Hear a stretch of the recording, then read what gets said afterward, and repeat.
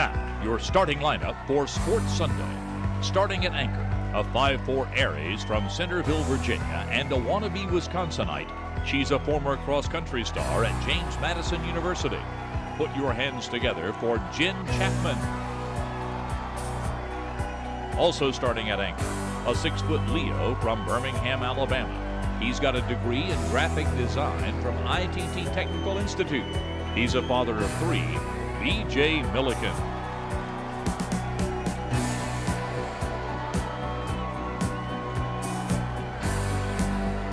This is Sports Sunday.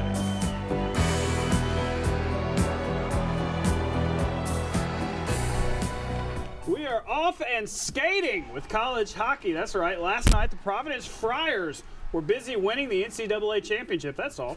Boston U was minutes away from a title, but an improbable goal in the final minutes led the Friars to their first ever NCAA title. And more importantly, I love watching people celebrate championships. And with that, we say welcome into Sports Sunday. I'm BJ, she's Jen, and Jen, we're about to see some more celebrating in just a minute. That's right. It's always a big deal when you win the Masters. The green jacket, an iconic achievement in sports, and somebody would get to put it on today. Jordan Spieth with a 4-shot lead, but Tiger in contention too. But that wasn't long-lived. Here he is dislocating his wrist on a tree root. He'd be okay, but he shot a 1-over to finish well off the pace. It was a good day for Spieth. He sets a record with this birdie, the 26th of the tournament. That put him at 18 under. Phil Mickelson wouldn't take it easy on the kid. He chips in the eagle on 15. What a shot there. Phil would finish second, but today was all about the 21-year-old Texan. Here he is in his final shot. He shares the tournament record score with Tiger Woods. He summed it up afterwards. It's incredible. It's one of the best feelings I've ever felt. This was arguably the greatest day of my life. I was already hungry from last year, having had an opportunity and watched it slip away and watched Bubba win. I knew I had a chance to win that tournament. And so you get reminded of it all the time because when you're a Masters champion, it's a different legacy. Here's how it ended up, a 4-stroke victory for Spieth. He's the second youngest Masters winner in the tournament history. So not a bad day for that guy. Not bad. The Alabama baseball team was hoping to have a good day on Sunday as well. That's right. They were finishing off a 3-game set with the Georgia Bulldogs at the Hoover Met and going for the series win. And we only need one highlight tonight. Mikey White at the dish. He's going to get to show you those wheels. Here he goes. This is all we need, Jen. He hits the shot to center. The center fielder cannot handle it. He's doing it the hard way. Is he going to score? Go, Mikey, go. This is the only way I ever hit home runs in Little League. Inside the Parker for White. Alabama wins 5-2, taking the series 2-1. Get him some oxygen. Here's a glance at the Tide's record. They improved to 18-16 on the year, 6-9 in conference. This week, it's a home game against UAB and a Friday through Sunday series on the road at Missouri. The Bravos back in action, continuing their quest for 162-0. Down 1 in the 7th when Johnny Gomes yanks this one out to left. It's gone. We are tied. It's meant to be, right? They're going 162-0. Wrong. The Mets break the tie with the sac fly in the 8th. Extra, extra! The Braves have lost. The dream is over. They will not go 162-0. They lose 4-3 your final. No perfection for the Bravos, but it is that perfection that Nick Saban seeks on the football field each and every day, especially at spring practice. But so far, that's not happening either. The Tide held its second scrimmage of the spring practice on Saturday. Saban said the team isn't where he wants them to be just yet, especially when it comes to the quarterbacks. He used a baseball analogy to sum up how far that position has to go to be ready for next Saturday's A-Day. I think all these guys at some point in time have shown they have the capability of doing it. I think the issue is who can do it with the most consistency. You know, who can, you know, it's just like a guy that shows he can hit a home run, but the good home run hitters hit it more often than the other guys. So we're looking for the guys that can do it more consistently and who's going to help play winning football at that position on the most consistent basis. Bright spot in the offense yesterday. Tight end O.J. Howard had 2 touchdown receptions. We still have more Sports Sunday coming up after the break. That's right, and that includes news on one Alabama basketball target. Plus, we debut one-on-one with Jen, our own Jenn Chapman, this girl next to me. Got a chance to speak with new Tide head coach Avery Johnson about the future of the Hoops program, how he plans to use football and his NBA background to turn the Tide around. Stick around, it's next. I want to just again say to the University of Alabama Crimson Tide fans, friends, family, community, we're going to get the job done. Even though Coach Battle blessed me with a 6-year contract, it's not going to take that long, Coach. I just want to say 2 words in closing. Roll Tide. Thank you, ladies and gentlemen.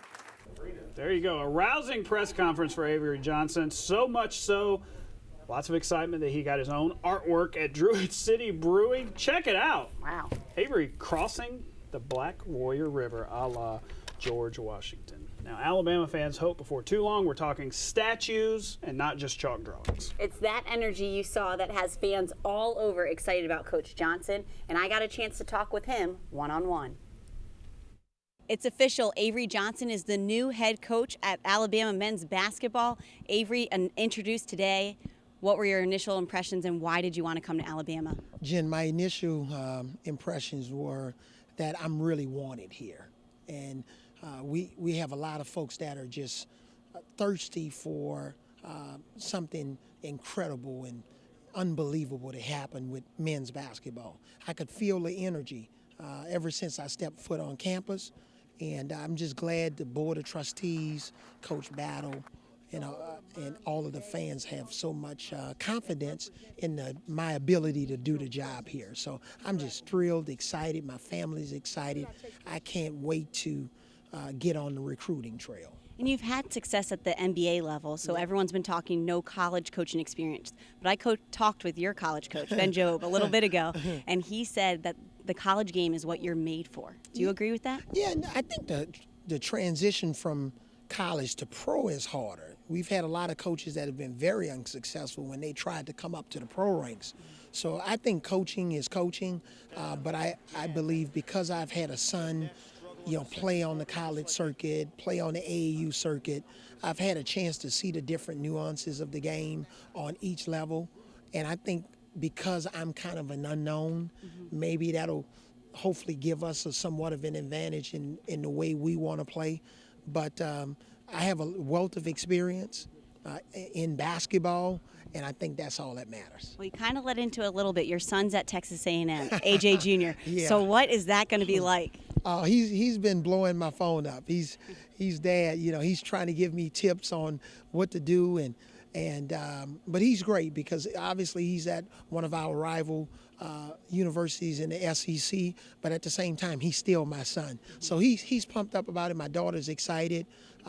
It's going to be pretty eerie the first time we play the Aggies when I have to coach against my son. So I got to ask, there's no chance you're trying to bring him out here? No, that's not up for discussion right now, but we'll see. No, that's okay. And you know what? You're the first person to ask me that, and that's a legitimate question because we got it 100 times when I signed on. So that's not up for discussion right now. He's settled, but you never know what the future may hold. A couple weeks ago, I was speaking to an Alabama swimmer, and the Alabama swimming team has gotten a lot better. And he mentioned that no program here wants to be the worst program on campus. The expectations across Alabama athletics is ginormous. Are you ready for this? Oh, I'm ready. Oh, yeah, I've been in situations where the expectations has been ginormous, and we have a chance again to do something special. The administration, the donors, the alumni. Everybody's behind us, and I could feel it. I met a lot of folks in our reception prior to the press conference, and again, they're salivating for something big.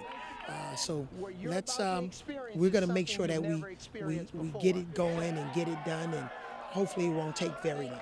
And lastly, in recent years, Alabama has become a football school, is what they say. And some of the pressure with hiring, with coaches, the talk was that people wouldn't want to be in the shadow of Nick Saban. Well, you've got to talk to Nick Saban. And what was that like for you? And what is it like to take over Alabama basketball? I don't think it's so much about being in the shadow of Coach Saban because I have my own career and, kind of my own brand.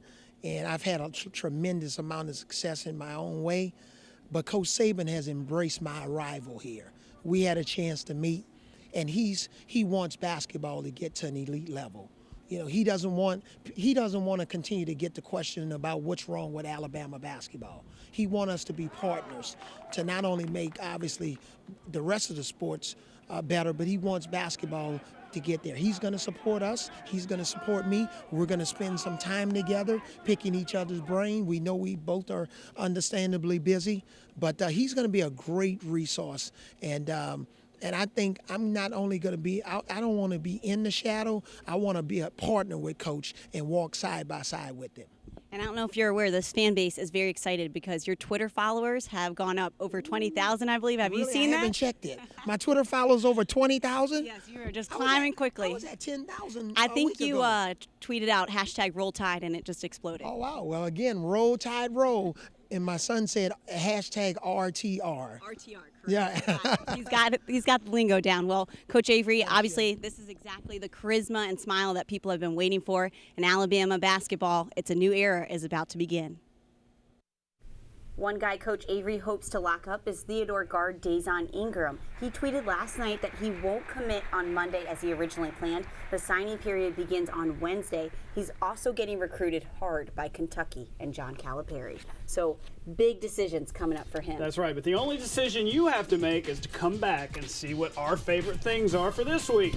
We're going to tell you what it is coming up next. Stay with us. We are back with our favorite things, and this week it's from the NBA, specifically Russell Westbrook of the OKC Thunder doing a very awesome thing. He won a brand new Kia for being named the All-Star Game MVP, so being a multi-millionaire, he didn't need a new car. So he gave it away to a single mother named Kirsten Gonzalez. She has 2 young sons, receives help from a local social services organization. A moving moment right there. Good job, Russ. Absolutely. Just great seeing guys who have the means, obviously, be able to do stuff like that for people who don't have as much. It's awesome. Awesome. Very cool. There we go. That's all the time we have for tonight. Thank you so much for watching. Have a great week. Alabama's going to introduce a soccer coach tomorrow. Tomorrow at 1 o'clock. So that'll be good stuff. Good night, everybody. Good night.